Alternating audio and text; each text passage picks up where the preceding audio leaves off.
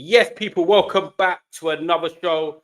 Obviously, we're here, Thai Sports. Sorry for the delay. We've come over from Saeed TV. Big up everyone. Big up. Make sure you smash the like. Make sure you subscribe. By the way, I'm just going to put it in here. I don't like to plug it too much. Obviously, as you know, I'm in sunny Spain. Been coming up with wild takes on Saeed TV today. But I'm not touching it with Roms anyway. But guys, I'm 80 subs away from 4K. So if you guys can subscribe, I'm just trying to give you content, regular videos as well. I will massively appreciate it. And you know what? I love you lot in the community as well. So just before I bring Roms in, big up Yusuf every single time. Love that. Big up David as well. Thank you for watching. I really appreciate it. Tyrell as well. Big up every single time. But yeah, Roms, bless up for coming on. Obviously, as always, smash the likes. How you doing, bro? You okay? Yeah, I'm good, bro. Just I know it's hot where you are, but it's hot here as well. But other than that, I'm good, bro. 3 points, can't really complain, man. It was yeah, you're all right. That's something I'm on the opposite side to you because we should have 3 points, but we don't. And this is the thing about football, bro. You could be the better team. You can, I didn't expect it. I woke up Sunday. I thought, yeah, we're going to lose 2-0 or something. We were the better team. They had no chances. And Man United walk away from the game with nothing. But I get it. Other teams have done the same thing. They've dominated at times and, they haven't got the result. We all know how that feeling is. But it's about how you follow it up now. It's, can Man United go into the Fulham game and carry on that performance and get the win? If not, we're back to square one again. 0 points after 2 games. So, yeah, man, we're going to talk about it anyway. But firstly, what we're going to do, obviously, like I said, people smash up the likes, big up Robertinho as well every single time. What are we saying about Tottenham? Eberechi Eze is looking like basically a done deal. Tottenham have got Kudus. Tottenham have got Eze. They won 3-0 on the weekend. They're building something, bro. I think this is a proper good signing for them. Because remember when me, you, D, and George did our start of season predictions last week. I've had them 5th for majority this summer just because I rate Thomas Frank. You know I do. When Klopp was on his way, that was one of my candidates, bro. But bro, if they get Eze, which is I didn't think this would happen, by the way. I thought he'd go Arsenal, like boyhood Arsenal fan. I know some of his family as well and whatnot. I just thought it was nailed on for him to go Arsenal, right? But I think the finances aren't there because no disrespect to Spurs. I think if Arsenal come in with the same proposal, I think he does go Arsenal, right? But Spurs get him with a front line. Richarlison is not going to lose his place after the 2 goals at the moment, but Solanke will come back into the fold. Yeah. Kudus right wing. I think the Savinho deal's off, but I do think they'll bring in someone on that side. And even if it is an Odegaard or Tell, I like Odegaard, right? But Tottenham probably still would want to upgrade on him. Tell's not having the best of time.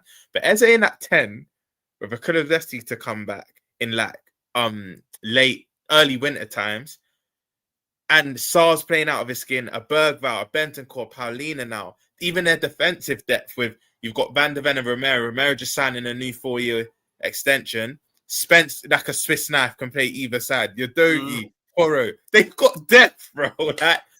Bro, don't sleep on them. Wait, can I just say something to you? Have you watched this? Did you watch any of the stream with me and Saeed, by the way? Or are you just saying this? No. I was the carry on, because this is great, because everyone's going to know what I'm going to say, because you're literally... Carry on. Yeah. Just carry on. Because I already got them 5th. Bringing in Eze and maybe a cheeky left winger, Spurs like that deadline week signing as well. They could break into the top 4. I don't think they will. Thank you, guys in the chat. Guys in the chat, you hearing this? Wait, did they say we are mad? No, they put on Listen to this. This is why we're bro. This is why we're brothers, bro. We're great man think alike. I'm not saying it will happen, but people can't say it's not a possibility. Like, do you know what I mean? My top 4 is still, and I think I didn't watch the show, but you probably still say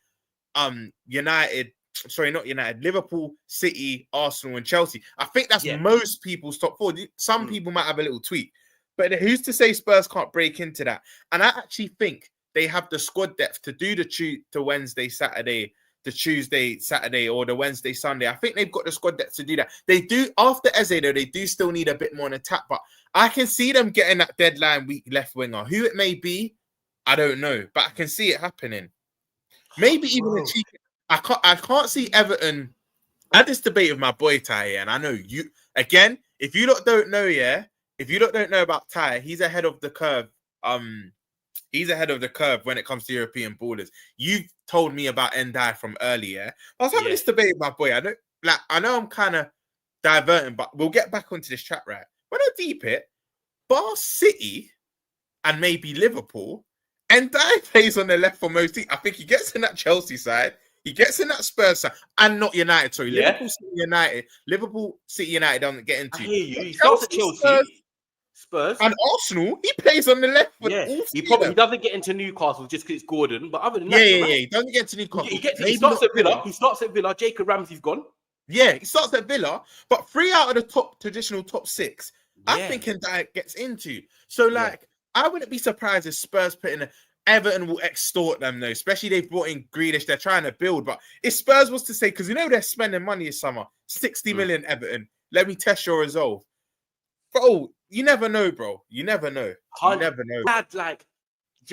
We work, obviously, it's hot. It's 35 degrees. We've got the aircon on above me now, but I was like, I'm not going to stream. It's going to be 2. But Saeed, I brought my laptop. I'm going to be committed. I said, Roms, let me just do these 2 live. I like these shows. Tuesdays are good. Bro, I was on Saeed's show, Well, you lot smashed them lights, man. Ty's doing this on holiday.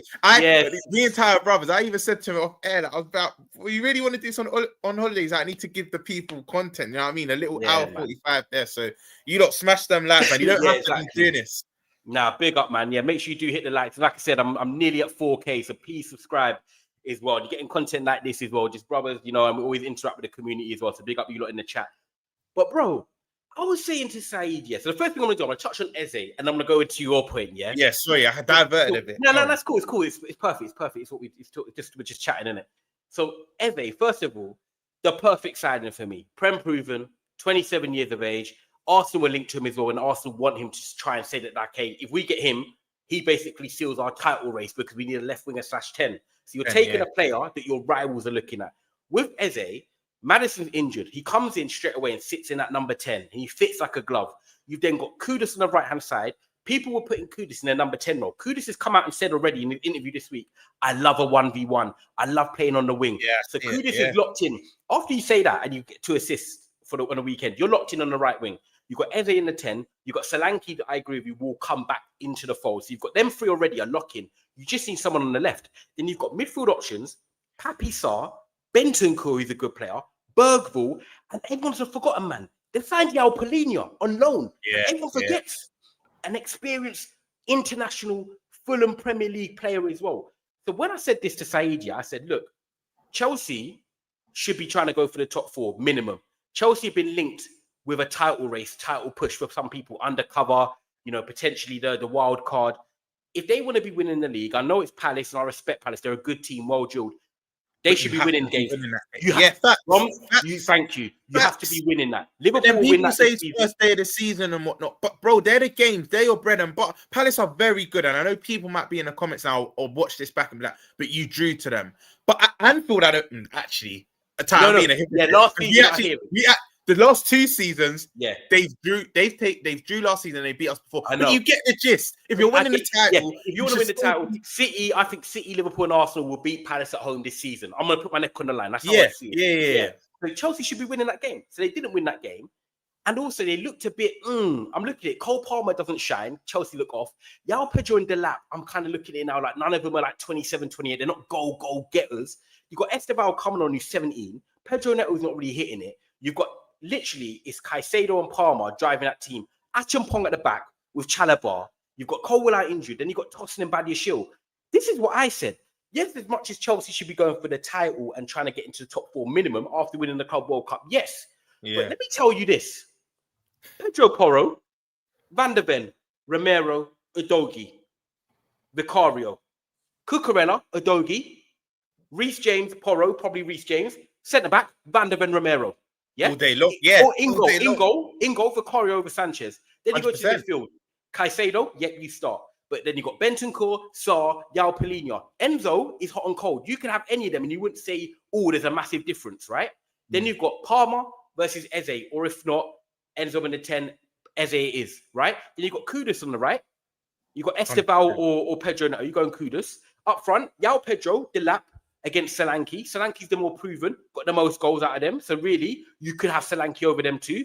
And then on the left, Yeah. On the left, you've got a debate of who, obviously, Brennan Johnson, whoever it is, Chelsea. When you look at the starting 11s now, Roms, It's quite even. Yeah. Bro, it's quite even, or Spurs are potentially shading it, bro. This is where I'll have to disagree with you. I still think Chelsea get more players in. However, Ty, it's like a 5-6, 6-5. There's not one team outweighs the other. Me personally, I still think Chelsea have 1 or 2 players more, but I agree with you. If anyone's saying there's a mad disparity, that's crazy. Bro, that is crazy. Said and the chat were like, yeah, Chelsea are clear. I said, you lot are going mad. No. They were like tied. I don't know. You know what, they thought the sun was getting me mad. Do you know what though, Ty? I'm worried about Said. If you're watching, it's big up. But Said even had City 4th, so I don't know what it is with Said, bro. He's writing off City as it is. Exactly, but you see what I mean? The gaps, like what you're saying, they're signing Eze. They potentially could bring in someone else on deadline day. The gap's not that big, so Chelsea need to look over their shoulder because Spurs are going to have aspirations now of trying to stay in the Champions League. There's no way you sign Palhinha, Eze, Kudus if you're not wanting to try and stay in the Champions League or compete for the top 4. And this is the thing with this Eze deal. I think it makes so much sense that I've probably gone out there and said that it's potentially one of their best signings in this decade. When I say decade, since 2020, I look at it now. He scores, he creates, he's a ball carrier, he's a dribbler, he's got Premier League proven, he's in the England squad, he's 27, like he's back fit, no injuries at the moment. Like he's everything that you'd want in your team. Like who they signed? Pedro Porro, Van der Ven, they've signed Romero, they've got Solanke, they've got Basuma, they've got Kudus. Harry Kane was somewhere there before. Like, James Maddison. Bro. But Maddison's not really been, let's be honest, a success for them. He's a quality player, but he's been in and out. Like, you might have a shout there. I'm trying to think because when they signed Solanke, it was off the back of one good season, but he's not really hit the ground. I still like him as a striker, but he's not really hit the ground running. One good season, but he's not. Porro's been, I think, a good hit for them. Kudus is still relatively early, and he's coming off an underwhelming season at West Ham. I know there was managerial change, and the whole team as a whole weren't good. But in terms of bringing in a player that has a good sample size of being good in the Prem and one of the better players that has been linked with the other top 6 club, that's not mad to say. He probably is. Since 2012, since 2020, probably is. When he deep it, he probably is. That's what I'm saying. And it makes such a difference because he adds goals, he adds assists. You know what you're getting with Eberechi Eze. That's what I'm saying. I think it's such a good move, and I think the gap is now going to be closer than a lot of people think. So I'm just. And do you know why this is a very good signing? Yeah. Carry on. Indication of this being a very good signing, Ty, is that the fact one of your other top 6, right? Not only your next door neighbors, but a rival that is going for the title also wanted him. Do you know what I mean? And that's how I know it's an indication this is a good because Ty, I never saw this coming. When I'm seeing an agreement in principle today, with bare sources saying it, I think you have to actually credit Ben Jacobs because he's been ahead of the curve a lot this summer. He's been thick. And I think he broke it. He's the first to break it, right? But when I saw agree in principle, I was thinking, wait, what? Like, he actually, Ty, I'm not going to lie here. I thought it was just one of them that's a pipe dream. Then at the end of the window, he goes to Arsenal. So this is actually happening. I don't know if you've seen in the past hour, Garnacho to Chelsea. You lot are going to get to Chelsea as well. But this is a big signing for Spurs. You know this is a big signing. I always say indicator if he could get into. I don't know if you read that since we've been doing this show. I think it's the 3rd, 4th week. I'm always like, can he get into the other teams? I think that's a good indication of if a player is good. Eze, again, either he might not get into the other top 16, but like other top 16 might have looked at him. Like we've looked at him in the past. Chelsea have, I know, I'm not saying it's been serious like links, but like the fact that other teams have wanted him and Spurs are getting him, this is a big signing. This is what I'm saying. And I think it shows it's what you call a level raiser. It shows the level raiser. You're back in the Champions League. You've got a great stadium. You've got Thomas Frank. And then when you show Eze, look, okay, we're bringing in the likes of Palhinha, Kudus, you're showing application of like, okay, this is what we're trying to do. Do you know what? I always say, we're humans, yeah? It's like me going for a job interview. I'm going for a job interview. They're interested in me because I've got an interview. They want me to join them, but I also need to impress the interview. Eze's impressed by performances. I go to the job interview and they say, have you got any questions? I'm going to say, yeah. What's the company's plans in the next 2 years? Are you planning to expand? Are you planning to open up new departments? Have you got any career progression for me? Eze is going to be saying the same thing. I'm 27. If I come to you, what are you going to be doing to help me improve my game? How are you going to elevate Spurs? Well, our 2-year plan, Eberechi, is we're going to sign this, and this. Yeah. We want to get the Champions League. He's been obviously told, and Thomas Frank's been told, this is the plan for Tottenham. And you can already see the angle they're going at with Kudus, with Yalpalina, with Eze.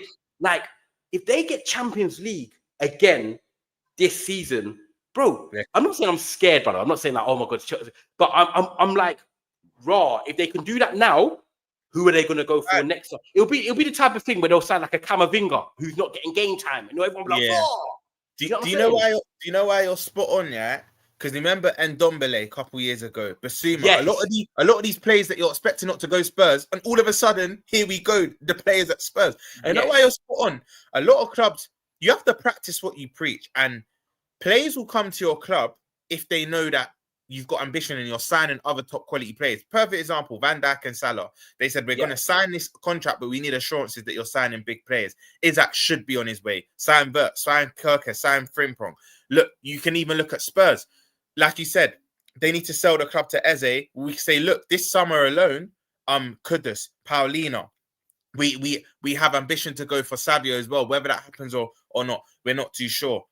100%. Spencer's signed. I think Spence signed a deal the other day. Romero signed a deal. There's players that want to stay, and there's better players that even want to come back into the club. So you need to sell yourself. And I feel like Eze's looking at that Spurs for once actually being very ambitious. And you know, this is must be nice for their fans, because if any Spurs fans watch this, they probably will agree. They've never been scarce for cash. I know. After the stadium was built, I know they were going through problems. Obviously, I think they're still paying off the stadium. Well, they might have already paid it off, actually. I think they've actually already paid it off. But, like, Spurs have money. The F1 go-kart under the ground, the NFL games. You get the Skyline tours that many around the world like to go to. Off the pitch, Daniel Levy is a great businessman, but they just want to see it reinvested back into what you are as a football club. You can do all these other stuff, concerts and whatnot. You're a football club. And now they're seeing it put into the club. I think this summer for Spurs fans, especially this Eze deal 90% done, I think it's so nice to be a Spurs fan at the moment, because you're now actually seeing all these years, you're now reinvesting back into the club. Yeah, they're reinvesting. So I think it's an amazing signing. So interesting. I'm glad as well that you agree, because I think it's an amazing signing. And I don't think, how I always look at it is like, when someone signs a player, I'm like, is there other options that I think they could have got instead? You know, when like you look at a player and you're like, right, could we have gone for him or him? I think with the number 10 role and someone who can play off their left as well if they need to at times, because what might happen is they might go to Anfield away and Eze might play off the left so they can cram in an extra midfielder. They might go like Papi Sarr, Bergvall, and Polino and just say, right, do you know what? You're going to keep it compact. You know what, Ty, as well? And I want to pick up, what do you call it? SB said this from the catch-up. But I want to pick up SB because I didn't look at it like this. Do you know why this might be a better move for Eze as opposed to the Arsenal? Arsenal, like, you're not going to be the starting 10. You're competing with Odegaard. Maybe even Ethan Nwaneri, because I don't know if you've heard, Ty, in his new contract extension, one of the assurances that he gets more game time, whether that might be understudy to Saka on the right or he's after Odegaard. But Eze goes into that Arsenal team with not really a guaranteed starting position. Do you get? For me, he plays on that left. I know he's naturally a 10, but I think as a left, he's still better than Madueke. Yeah. I don't rate Madueke. But the thing is, he could always be dragged after 60 minutes. And exactly. Where's Spurs? You're starting. I think even with Maddison coming back, you're still starting because you're starting. Maddison. Yeah, 100%. You can't trust Maddison. So, and it's World Cup year. And when SB said that, I was like, you know, World Cup year, guaranteed spot. It might be the better deal. They're in the Champions League. And you're still in London. Do you know what I mean? Like, it might be a better move. Yes, Arsenal are the stronger team, but that could be to your detriment because you might be surplus to requirement, or maybe a squad player where Spurs you're starting. So this is a big signing for that. I did not see this coming, Ty. I was the arrogant one to say, Yeah, Arsenal just letting these little flutters go, then they'll just come in with the bid. I was the arrogant guy hear here. it. I got hear egg it. on my face now, bro. Yeah, I hear it. No, it's true. It's true. Let me get through some of the comments, guys. Make sure you are smashing the like button, by the way. 140 of you here. Please make sure you do that. It helps me reach a new audience. Subscribe as well if you're new. I'm on the way to 4K. I'm so close. So you guys can massively help that. I appreciate it. Also, just a quick plug. If you don't remember Statman Baines as well, what a legend. He is now doing an FPL channel with me. So please check out the pinned comment on the live. It is FPL Hive. If you guys can subscribe to that, that would be amazing, especially if you're big on FPL as well. We're going to give you great content. And you know, speaking of FPL, big up Verts, like if you keep putting in performances like that, Eze might have to, you know what I mean? Yeah. I put Verts in, and he's close to going. He is close. Same. Honestly, new season hype. Let me have a look through these comments. I'm just getting it. Yes, so that's it. Comment there. Please make sure you subscribe. Make sure you check it out. See all you guys in the chat. Robertinho, Mustafa, Diego. Big up, man. Make sure you guys are all enjoying yourself and staying blessed as well. Just see if anyone said anything in terms of the comments. Ty will have hair. Ty has a big up Nessie. Ty has a chance of growing his hair. But Tottenham getting top 4. You never know, man. You never know. Big up Sakad as well. We've got a good record at Craven Cottage, yeah, man. Hopefully United can get the win there. But I wanted to touch on Chelsea because I know you was at the game on the weekend as well. Are Chelsea... Simple question for you, Roms. Like, now you look at their window, the players they've bought in. Are Chelsea being overhyped, overrated? Do you know what? Yeah, I'm going to give Chelsea the same energy I gave to my club, right? When people like Liverpool don't look well in that. Especially with them, this is me being objective. They haven't had a pre-season like the rest of us. They had 2 games. They've had less time to prepare. And like us, they've had 5 or 6 changes to their 11. Actually, maybe not 5 or 6, but let's say they've had changes to their attack. So they're going to need time to gel. However, if you're going to speak of Chelsea highly, that's a game they have to be winning. This is where I agree with you, Ty. They have to be. If you're going to speak of Chelsea, I know some people might say, oh, come on, it's game 1 in that. But like you said, Liverpool and Arsenal and City probably win that game. I know the last let me quickly say this, and you are 5 minutes away from drawing against Bournemouth. You got the job done. Literally. Because we just kind of have that know-how. Chelsea still probably lack that. And I like the Lap and Pedro, but are they that killer? Will they take you to the title? Do you know what I mean? So it's one of them ones where I know some people are going to watch and say, oh, Rums, you don't know what you're on about. Because I understand. Palace drew to us last season, but we're at the beach. I reckon if we had to win that game, we win that game. The season before that, the irony, Eze actually scores for them. So we've actually not beaten them the last 2 times at Anfield. But I think if it's in a title race and we have to beat Palace, 9 times out of 10, we get the job done against them, right? But I think that's a game Arsenal, Liverpool, and like you said, Ty, City win. And I just feel with Chelsea, I will cut them a bit of slack. They've had a lot of change, especially to their attack. Not really midfield and defense as such, but their attack. They've brought in Esteban, Gitton, Delap, and João Pedro. That's 4 new attackers, and they're getting rid of Nkunku, Jackson, Garnacho to Chelsea again today. Like, they're reshuffling their attack, and you do need time to gel because you saw teething problems with us. Ekatike's hit the ground running, but we're trying to play a different way to cater to Verts' style. So I'm going to give Chelsea a bit of that saving grace. This is why, Ty, I'm not putting them in that they're going to win the league title challenge. Yeah. I just put them 4th. So I can say this about them. If you're a Chelsea fan and think we're challenging for the league and yeah, because there's some out there that do think, people have put them in their predictions, surprise packages and all that. Yeah, that's a game for me. I don't care if it's first day of the season. You kind of have to be winning. Like, I think fans that do that are putting them in like winning a title or the title.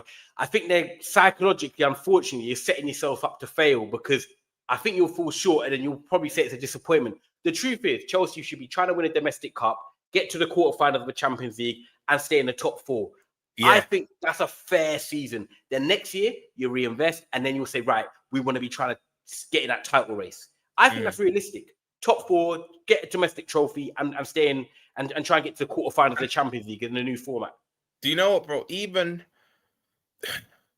though I was surprised they didn't win that, I then look at, I think Chelsea fans will even admit to you, their centre-backs are where their weaknesses, because I look at their full-backs, Ukrel and James, cold. Palmer, Enzo, and Caicedo, one of the best midfields in the league, right?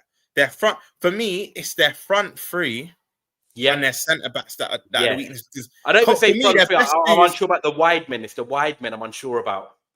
Esteval, Pedro, I Neto, actually think for me, João Pedro is going to get between 10 and 15 league goals, which for the first season at Chelsea, I think that's all right. But both wingers, like left wing, you don't know if it's Gittins. João Pedro might play there, or you don't know if it's Gittins or Pedro. Then a right wing, you don't know if it's Esteval, because Pedro Neto can play either wing as well. Like they've got Xavi Simons, is he yet to come in? Do you know what I mean? There's going to be a lot of gelling time with that attack. But for me, their centre backs, their strongest two are Cole and Fofana. But Fofana's now fit. How long does he stay fit? Colwell's now injured. Then you're putting in. I rate Trevor Chalobah, but more as a squad player, not really as a starter. Then you go into Badashiles and your tossings. I don't know, man. I don't know. I'm just not really convinced by their back four. He's young though. Achimpong, like he was good. Look, he played against Mateta, one of the toughest strikers in the league. So I will give it to Achimpong. Yeah. He was good defensively, but I saw Don as well. Big up Don. He was saying about like his passing through the lines. Now Colwell's not there. Chelsea are missing someone that can pass through the lines from the back into Caicedo, punch it into Enzo. And that's a big part of their build-up, because I feel like what happens is Chelsea become more frustrated. Palmer then starts dropping deep. He starts trying to do too much. Yeah. Rather than just focusing on getting your FPL points for me and focusing. So I just jumped on, just a little joke. Right. Like, he's not focusing. He starts just doing silliness, and they're just not fully like. I feel like Chelsea are going to have a lot of them games this year where it's going to end the same. Like, look, perfect example, right? Big up DLB in the chat. Is that they should be going to West Ham on Friday night and winning. That's a game Chelsea have to win. West Ham are done. They should win. But if they don't, there's going to be people having question marks already. Like, look, I have a Chelsea fans here that I chat to on WhatsApp. They're already saying to me, Ty, I think the lap might start instead of Pedro. And I said, it's so mad. I've got a YouTube video coming out about it on Thursday. I've recorded it already, saying maybe start the lap, take off Pedro, because when Palace play with a back five, Pedro's not that type of striker that's going to get hustle and bustle and want to get involved and stuck in. He's like a pretty footballer. Whereas West Ham, Kilman, Tadibo, you need that battering ram. You need that. The lap. Yeah, they need that. The lap's a bit more old school and rugged. I wouldn't be surprised if the lap goes and starts on Friday. And yes, it will mess my FPL team up. But tactically, it makes more sense to start the lap and bring on Pedro. But with Garnacho, like, linking it now is the perfect time to talk about it. With Garnacho and Chelsea, obviously he's going to leave Man United. I want to get 40 million minimum. I think that's fair. They're saying get him for 50 plus. Garnacho's got more Premier League experience. He's an Argentinian international. He's won trophies. I don't like his attitude, but he's decorated more. Do you know why you're spot on? It will be 40 because United are holding out for 50. Chelsea only wanted to pay 30, so you meet in the middle, and that's 40 million. So that's why I think you're right. I think 40 million, maybe with some add-ons or whatever it is, right? But when you look at Garnacho and what he's done at Man United, I always felt his end product weren't great. His decision making.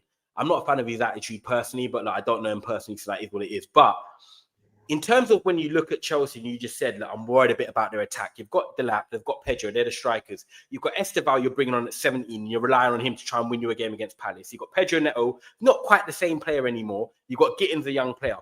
Do you think Garnacho raises the bar much at Chelsea? Like, what are you expecting from him?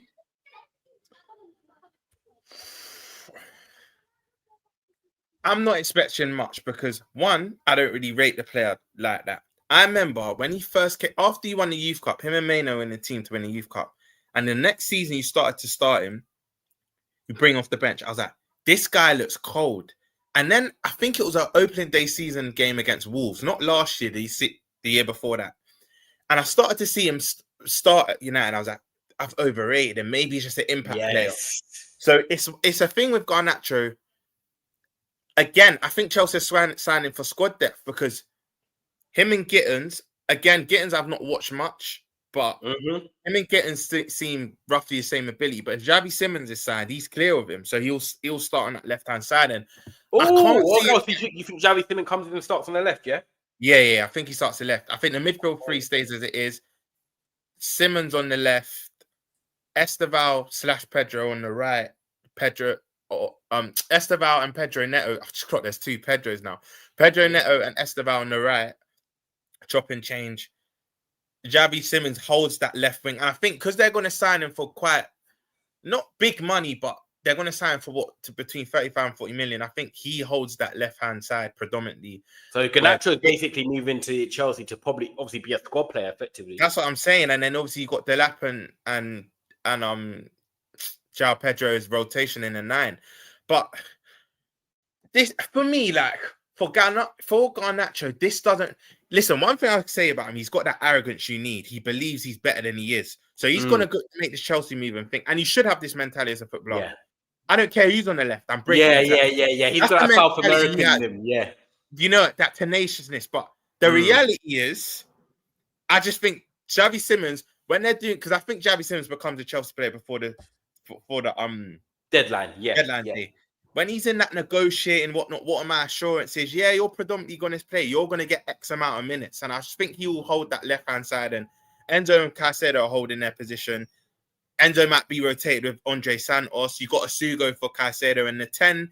To be fair, there's some games maybe they put Palmer on the right, and then some games you might see a Palmer on the right, Xavi Simons in the 10, and then a Garnacho on the left. Yeah, I hear it. Yeah. So it's not like he'll get no minutes, but he won't start much. Champions League and Prem, I can't see him starting much. He'll start more in the FA Cups, the Carragher. If Chelsea are 2-3-0 up, then you introduce him. Yeah. But I can't see him going to Chelsea. This is my issue with Chelsea. It's the fact that like Garnacho's coming in, Esteval, Gittins, they're young, up-and-coming players, but none of them you can rely on for consistency, you know, and then you've got Pedro Neto. Like, I just feel like when I look at like, Liverpool, and I know, look, you're quite short in that department now with Diaz gone, but you've got Salah, you've got Gakpo.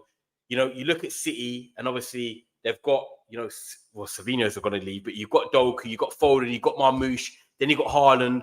And look at Arsenal, they've got Saka, they've got Odegaard, they've got Gyökeres, and you've got Gabriel Jesus, you've got Havertz, you've got Martinelli, Madueke, and I know they're not the greatest, but I just feel like Chelsea's attack, when I name them, I just feel like they're lacking a bit of that substance. Because even the number 9s, Pedro and Delap, they're both young as well. So, like, you just feel a bit underwhelmed, innit? Yeah, like, with the amount of money they've spent, I feel like basically with the amount of money they've spent, I feel like they should have like a Rafael Leao or something in there that I'm like, they've got a star man alongside Palmer, and they don't quite have it. So I'm so intrigued to see. I've just seen it. What happens, man? Yeah, real talk. I'm gonna go. I'm Mbuemo now, Zakaria, man. My name's changed now. I'm Mbuemo now. So or Mbumo. But I'm just very unsure about him. I know I'm gonna talk on one thing, and there's a player that we love. Big up Robertinho with the super chat. So I'm just going to quickly say, people, make sure you are running up the likes. Over 100 of you in here. Please subscribe if you're new as well. It helps the chat, helps me reach new audiences, and I'm getting closer to 4K. So I really want to try and stay consistent for you guys this season. I might do a few more lives every week, but at the moment, I'm just doing the Tuesdays with Roms, because I know you guys enjoy it. And also, you're getting used to the show and the panel, so it's nice. And Roms is a brother anyway. So dropped in to donate to the Old Trafford roof. Big up Robertinho. All I'm going to say is, if we beat you, you know, I might be donating to the Etihad, mate. So you know, be careful in 3 weeks, my brother. And Mbumo and Cunha, you never know in transition. Big up Mark, not Mark. He says Spurs are looking at Akliouche if they don't sign. That's the Monaco winger, isn't it? Yeah. Do you know what? 23. Another player I know because of Ty. Ty just knows the rulers. He's talented. They got him and Ben Segur, and you know what? They're like them. Is Ben Yedder still there? Yeah, no, Ben Yedder's not there no more. Yeah, you know them like curly-haired North African type of flary guys. Like Akliouche gives you a bit of that, and you know what? That would be another very clever signing if Tottenham get him. I don't know if Monaco will be willing to sell, because I know that Zakaria was linked to a move away, and Bolo's up and down at the moment. But yeah, Spurs can get him. Then yeah, it's just another step in like they're signing the right type of players. Do you get what I'm saying? But Pogba's just gone there. Like, why would you want to leave when Pogba's just... For me, I'm like, I want to play one season with Pogba. Right. You know what I'm saying? 100%. But big up for the super chats. Massively appreciate that. Make sure you do smash a like and subscribe as well. Also, like I said, just want to quick plug it again. FPL channel with Baines is now active. Please make sure you go and subscribe. If you play FPL, this is the place to be. We're going to be giving you content every single day on there as well. But Roms, Before, I know you've got to go football there. It has to be done. Bro, there's one player that we love. There's one player that we've seen make his debut. And I'm going to have to hate watch him every single week. Tijani Reijnders. Bro, This Ty, guy, this is a player. you're the only guy. You're the only guy. Me, you, and Abdullah. Like, and I think you told Abs about him. So actually, it's just me and Chelsea Abs, big up Abs. Yes, big up Abs. Bro, I know I didn't tell you about it, but I remember when I used to talk about him, you were like, yeah, Ty, I agree. So I knew you was on it. Reijnders, bro, when it comes to today, modern football, he's one of the best action-packed centre midfielders. He could play in any era. I said, like, he's that type. 4-4-2 back in the day, no problem. 4-3-3, no problem. 4-2-3-1, no problem. 3-5-2, no problem. The guy is a machine. Energetic, scores, creates, can dribble, intelligent. Bro, I hate the Man City have got him, Roms. I hate it. Do you know what it's, Ty? It was summer 2022. One of my boys, he was playing for a third division team or semi-pro team in Holland. No, in fact, he was trialing at, Fortuna Sittard. They're Eredivisie now, but they were second division a couple years ago. My boy was trialing for them. He went out to Holland and they played AZ Alkmaar in a preseason friendly. And Trajani only played that half hour, maybe 25 minutes. I remember FaceTiming him. This is a little story, and I was like, what's the score? He said, we lost 6-1. I was like, bro, that's a bit mad. He's like, bro, so at the time, he would have been, because Tajani's my age, I think. At the time, he would have been 27. He might be like 22, 23. Yeah, so, I knew he's my year, so we're born the same calendar year. But he's like, bro, in the next, I'll probably give it a year or two, he'll be at one of Europe's big clubs. He's that good. I was like, I'll keep an eye out for him. But you know what you say to your friends? Yeah. And I didn't actually keep it out to him till a year later. So this was... Remember, and his name's so unique. You remember it. Both names are so like distinctive, right? Yeah. So it's like that was summer 2022. He moved to Milan a year later. And I remember seeing it on Sky Sports News, because it's like European teams, it's not big major news. It comes up along the bottom of that. It's the bottom. I see it. I was like, bro, this is Johnny Rand. It's the same you said. Because my boy called it. He said, bro, he was doing things probably the best player I played against, right? He said, and I said, you literally said in a year or two's time. He said, bro, he's moved earlier than expected, gone to AC Milan. Then I've watched AC Milan. If you know me, AC Milan are my Italian team anyway. Like I've liked them from young, collecting a few jerseys, right? Last 2 years, I've watched him. The first year, he was cold. In terms of ball playing, he was cold, but numbers-wise, he weren't all that. Last year, I think he got 16 goals, all comps, or maybe he got 10. He got 10 goals in the league, and then so it was 16 all competitions, right? For his position, is very good. I watched AC Milan because again, I liked him, Salah, Maccas. I like a lot of their players, right? Bro, I couldn't believe it. I remember putting out a tweet. This guy will be one of the best already when he steps in the Prem. Without kicking a ball, everyone's like, you're doing too much. Well, you've seen. I can't lie. In the first 20 minutes, I'll be real tight. If it's a team with more quality, City could have been 1 or 2 down. Wolves just didn't have the quality. If that's a Semenyo in that Wolves team, they're probably about 2-0 down. But I know the first 20 minutes, there was a bit shaky. But after, how you knew is when he played the over-the-top through ball for the first goal, when he lobs it and then he cut it back and Haaland taps it in. What a ball! Bro, that pass is immaculate because man just lash it across the box normally. He got his head up and played it into Haaland's path. Yeah. No, see, you're on about the second goal. I'm on about the first one where he lobs it, and I think it was Rico Lewis. Yeah, Rico Lewis. You're on about. You know what I mean? He's so good. We're both speaking about different goals. I'm on about the pre-assist where he lobs it. The pre-assist. Yeah. I had tweets from 2023. I know you've had tweets from saying back then saying this guy's a baller. Me and you, especially me and you on the show, we had to speak about him because what a baller he's gonna be. And he's in my FPL. When I saw them 11, bro, I made a howler. Like I went with Anderson or Reijnders, literally to the deadline, 5.5. I didn't. They both got points, so it's cool. Yeah. But I didn't know what to do. But his price has gone up already. But bro, like he's gonna be one of the best players in the league for like the next 2-3 years because for Man City, I think actually being honest with you, it transforms them because on a tactical basis, away from just Reijnders, because we know how good he is anyway. When you look at Man City, right, Kevin De Bruyne has left. You've got Gundogan on his last legs, Bernardo Silva on his last legs. Rodri's coming back from a big injury. Nico Gonzalez technically unproven, first full season in the Prem. When you look at their midfield and their engine, Man City have lost that now. Like that's where they were so poor last year. People were just running through their midfield. They didn't have no one that can get them up the pitch. They were relying on Bernardo Silva, who hasn't got it in him no more. So I was looking at Man City and I was like, right, what made them so successful? Their midfield. 2, when you look at what made them win leagues, Erling Haaland was obviously there. If not, it was Aguero before that. But they had Riyad Mahrez chipping in with 10 goals a league. Gundogan was chipping in with 10. Raheem Sterling was chipping in with 10. De Bruyne, Foden. You have players like, okay, striker would get their 20, then man are chipping in with 10, 10, 10, 10, 10. That was helping them win games. Last year, they didn't have that. Haaland was relied upon, and he didn't really have the season he would want. Now Reijnders is coming already. Goal and assist, first game. Gives them legs, gives them energy, ball carrying ability, can travel. Like, when you look at midfielders that you need to bring in to just uplift and give it a fresh start, bro, Reijnders is everything. Like, do you know what, Ty? Do you know what? Him and Cherky, they're both such shrewd signings for City, yeah? For me, Reijnders is more the Gundo replacement, press resistant, good ball carrier, but he will chip in with a lot of goals. Yeah.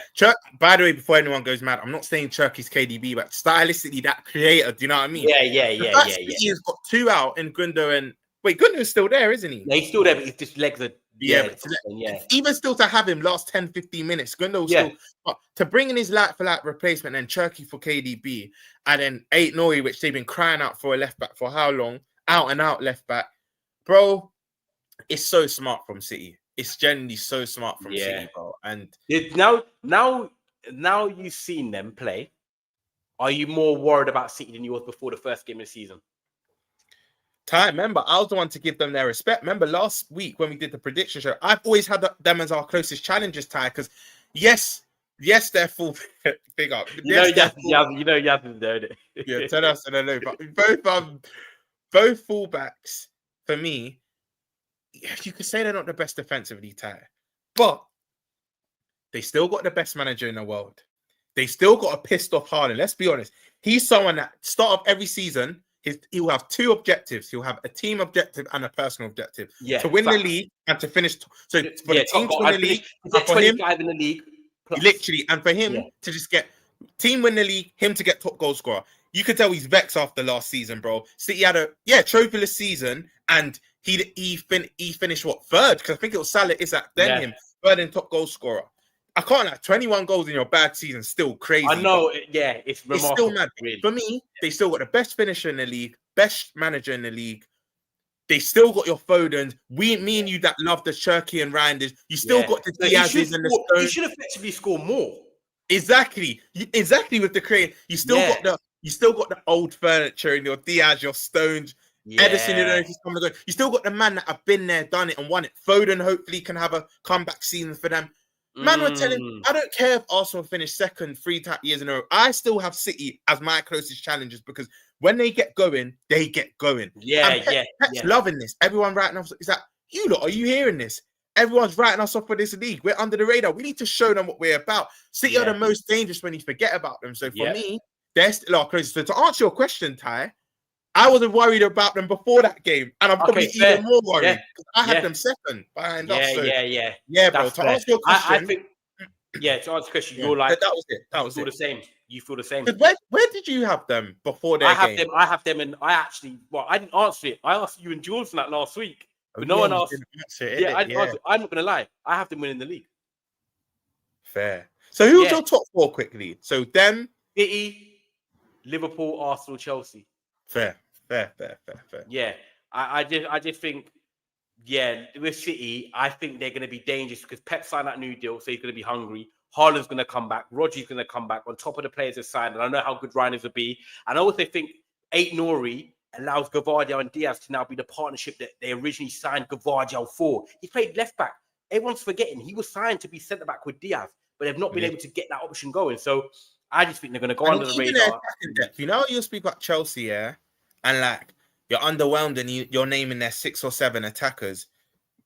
You got Marmoush, Doku, Savio, Haaland, Cherky, if you want to chuck in there, Foden. They've just got talent in abundance. Oscar Bob. Oh, and he was class. Yeah. Big up LB. LB said, in his opinion, Oscar Bob's their best winger, in his opinion. Yeah. And then he might be one you're looking at an FPL because he's going to play, it looks like. Exactly. And let's say, I can't lie though, when it comes to FPL, if it's not, the only guarantees are your Rodgers, Pet roulette with it, man. But what I would say is, if any of them go down injured, or let's say they have an injury crash in their attack, Echeverry come back from loan because even he looked back at the end of last season. I think they loaned him, but when I was hearing people like big up Saeed, but Saeed can't get onto you for your Spurs take, breaking Yeah. Big up Saeed every time. Fourth. Yeah, big up Saeed every time. But City, I didn't know that. He had City fourth, bro. So I'm voice noting him after this show. I'm ringing him. What you got yeah, there, bro. So, bro, it's not just him. Remember D last week had City fourth. If there's a team to drop out, it was only me and Paul but man was there. Man, don't worry about City, man. Yeah, man. But you know, if you hear him after, yeah, big up D every time. Make sure you subscribe to spam him. If you hear D after, he's like, so you know what? I didn't realize how much attacking quality they have. He's killing me. I see him on I'm gonna get him. I said to him once a month. He'll come with us, innit, when me and you do the show, yeah? And George as well. So when he does, we're gonna have this. If City are doing their thing, I'm like, D, we need to talk. We need to open up this court case. What was this? I ain't worried about. I might have to get the clip. I ain't worried about City, man. Yeah.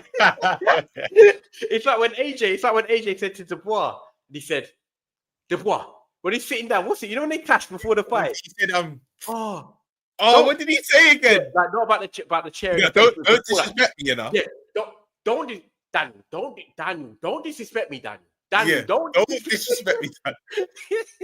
I come around there and slap you out your face. Yeah, that's it. Oh my god, that's too funny, man. But yeah, man, you know, that was a sick show, man. I'm gonna go and get ready, get some food, go for little chicken skewers and stuff like that. So Roms, big up for jumping on. I massively appreciate that. That was sick, man. It's good to see you. I'll catch up with you properly before I'm back. Before I'm back anyway. But guys, in the chat, big up all of you lot, dropping your comments in, your super chats as well. Massively appreciate it. If you have simply subscribed over from Saeed TV, big up Saeed's community here. Make sure you check out this channel, subscribe, get me to 4K. Make sure you check out Football Verbal and Big Six Bants as well, where you can see more of Roms. Also with us, I have said that, you know, you remember Statman Baines? We've got the FPL channel up and running. So please, after this, just type in FPL Hive. Go and subscribe. Short 8 to 15 minute videos. I love FPL. I'm not going to say if I'm good at it or not. I let other people decide that, but I decided he's one of the best. He's doing a humble thing. Ty's cold. So, you know, if you want your tips and you want some help, obviously I'm there talking about my team and my reasons for my selection. So if you are big on FPL, please check out FPL Hive. And Statman Baines is good at it as well. So it's great content, something different.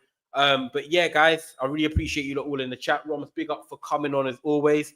And yeah, man, we will see you on the other side. Bless up.